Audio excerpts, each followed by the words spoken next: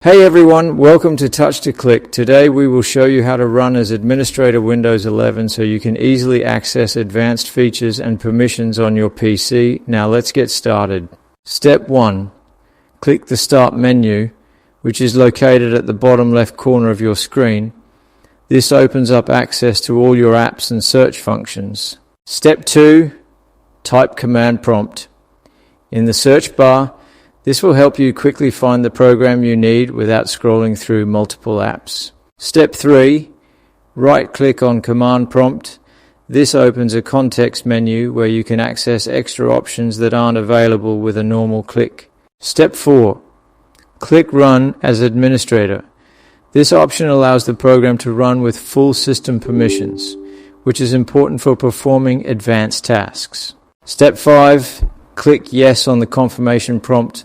This confirms that you want to allow the program to make changes to your computer, ensuring the action is safe and intentional. Thank you for watching. Don't forget to subscribe to Touch to Click for more helpful guides.